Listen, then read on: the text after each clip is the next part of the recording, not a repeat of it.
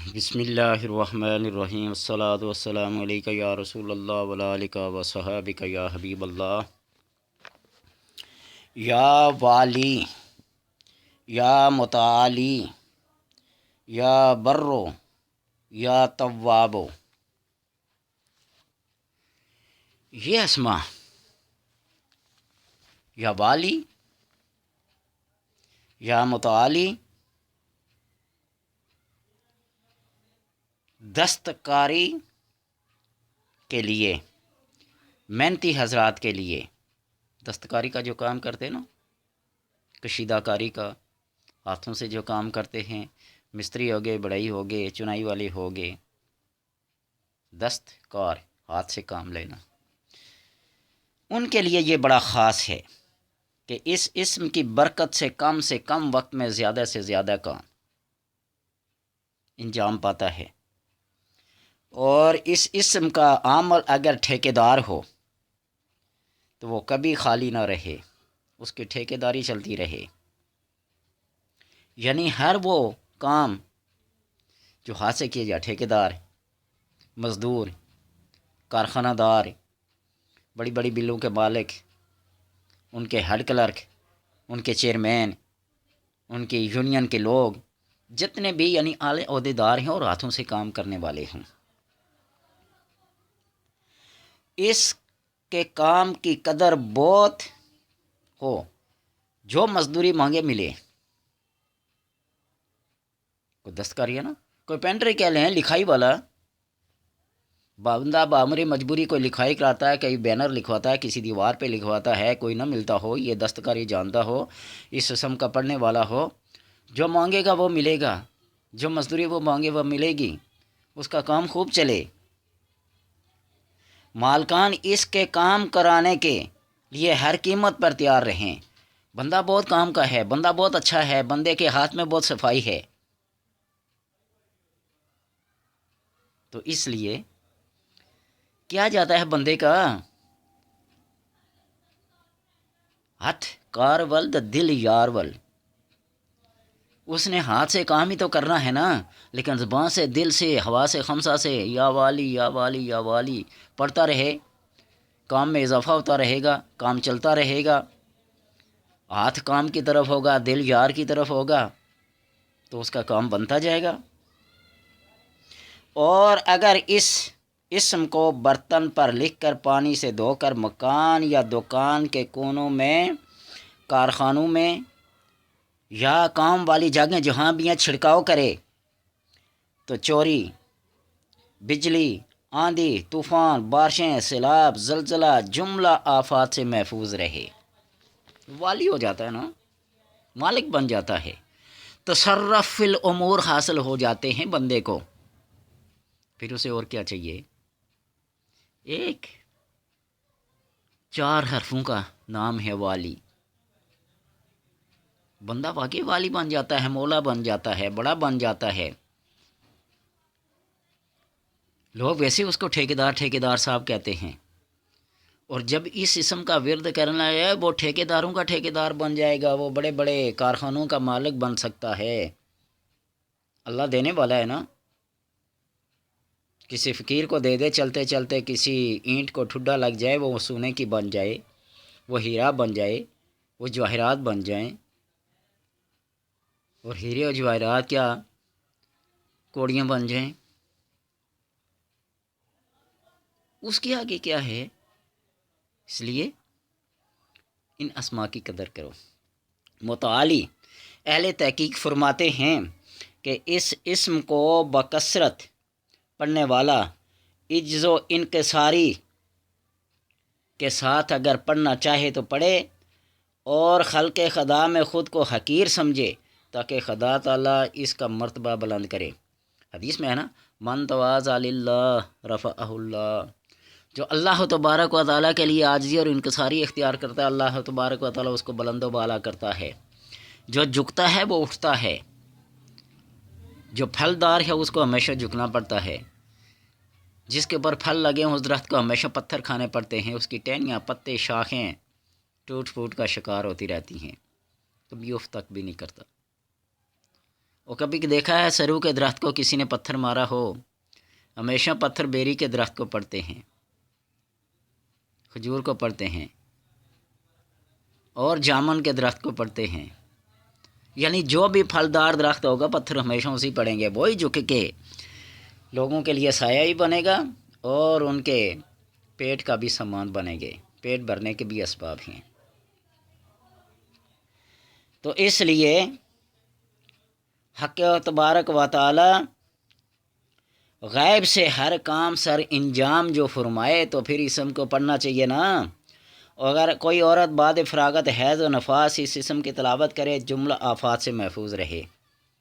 حیض و نفاس کے دوران میں عورتوں کو کئی مشکلات کا سامنا کرنا پڑتا ہے، جن بھوت اسیب اور چڑچڑاپن، بے شمار تکالیف، امراض جسمانی۔ تو اس اسم کی تلاوت کریں نا، اللہ جملہ آفات و امراض سے محفوظ فرماتا ہے حسن خواتین کو۔ یہ جو حیض و نفاس کی بیماریاں ہوتی ہیں نا، ان کی وجہ سے ان کا دین اور عقل، نمازیں، روزے کم ہو جاتے ہیں۔ تو اس اسم کو پڑھیں تو اللہ تبارک و تعالی ان جملہ آفات سے محفوظ فرماتا ہے۔ شیخ بونی علیہ رحمہ فرماتے ہیں کہ اس اسم کا ذکر کر کے کسی بادشاہ کے پاس جائیں تو وہ عزت سے پیش آئے اور جو حاجت ہو وہ پوری کرے۔ صاحب حاجت کو، ضرورت مند کو اس اسم کی تلاوت کر کے کسی بڑے کے پاس جانا چاہیے، عمرا وزراء کے پاس جانا چاہیے، تو وہ حاجت بھی پوری کر دے گا، عزت بھی کرے گا، احترام سے پیش بھی آئے گا۔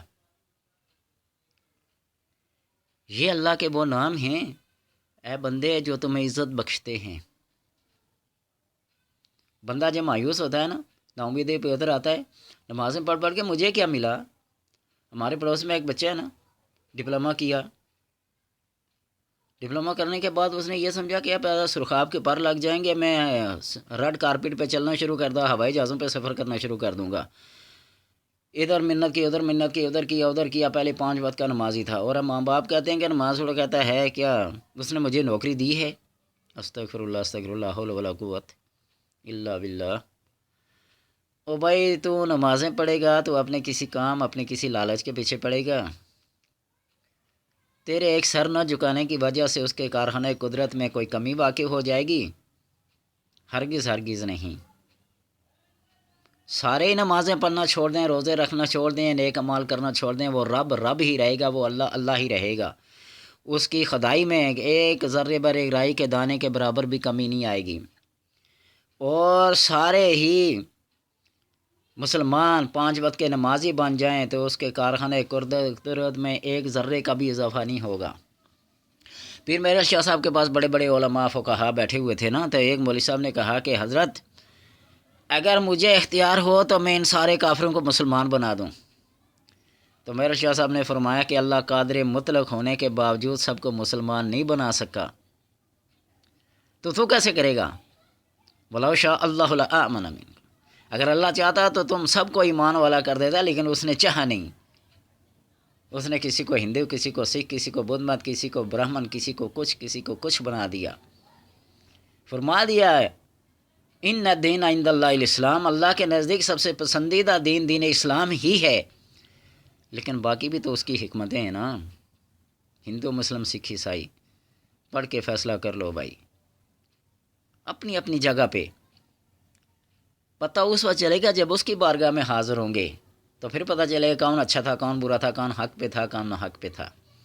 تو اس لیے اپنے کسی لالچ، اپنے کسی مقصد کے لیے اس کی نمازیں نہ پڑھو، اس کے حکم کی بجاوری کرو۔ ایک دفتر کا حساب دینا، جلدی جلدی نماز پڑھ کے نا واپس آ گئے۔ ان کے ماتحت جو تھے وہ بڑی دیر سے، بڑے آرام سے، بڑے سکون سے نماز پڑھ کے آتے تاکہ ادھر دفتر کا ٹائم تھوڑا کم ہو جائے۔ ادھر جب آئے تو وہ کہنے لگے صاحب جی آپ نماز بہت جلدی پڑھتے ہیں۔ تو اس نے مختصر جواب دیا، میں نے حاضری لگوانی ہوتی ہے، ہوم ورک میرا ہو یا نہ ہو میں نے حاضری لگوانی ہوتی ہے۔ کلاس میں جو بچہ جو ہمیشہ ریگولر آتا رہے، ہوم ورک کرے یا نہ کرے، لیکن اس کی حاضری پہ ڈیپینڈ کرتا ہے، بڑا ریگولر بندہ ہے، تو اس لیے اس کی بارگاہ میں حاضری دو، مسلح پہ کھڑے ہو جاؤ۔ تمہارے ظاہر و باطن جیسے بھی ہے وہ نہیں دیکھے گا۔ ان اللہ لا ينظر الى صورکم वलाकिन यंजुरु इला कुलूबिकुम, अल्लाह तुम्हारी ज़ाहिरी सूरतों को नहीं देखता तुम क्या हो, वो तुम्हारे बातिल को देखता है कि तुम्हारे नीयतें क्या हैं, तुम्हारा दिल क्या है, वो उनकी चीज़ों को देखता है। ऐ बंदे फिर पढ़ या मुताली, मुताली का मताला करें, ज़िक्र करें, तलावत करें, तो फिर इन सारे अमूर को सर अंजाम दें। वाली व मुताली। या बर्रो, बर नेकी को कहते हैं। इमाम अली रज़ा फरमाते हैं अगर नाबालग बच्चा को ये इसम याद करा दिया जाए और वो इसको पढ़ता रहे जहाँ तक कि वो बालग हो जाए, तमाम उम्र आफात रोज़गार से महफूज रहे। रोज़गार की जो आफतें होती हैं, बेरोज़गारी की जो आफतें होती हैं, जो इधर उधर के झमेले होते हैं, इन सब से महफूज रहेगा। छोटे बच्चे को बजाय मामा मम्मा डैडी पापा वगैरह सिखाने के क्या करें, मोहम्मद रसूलुल्लाह सिखाएं, ला इलाहा इल्लल्लाह सिखाएं, बिस्मिल्लाह रहमान रहीम सिखाएं, अल्लाह का कोई नाम सिखा दें। पहले दिन से ही वो उसके दिल पर दिमाग पर नक्श हो जाएगा। तजर्बा करके देख लें, रूह में बड़ी तासीर है। जो बच्चा नाफरमान हो, कुंद ज़हन हो, सुबह उठने के साथ ही उसकी पेशानी पे अलिफ बा लिख दें, सीने पे अलिफ बा लिख दें। सिर्फ अलिफ और बे लिखने में क्या है, कितनी देर लगती है। फिर लिखते जाएं पाबंदी के साथ, वातर के साथ, उसके अंदर जो नूरानियत पैदा होगी इस अलिफ, अल्लाह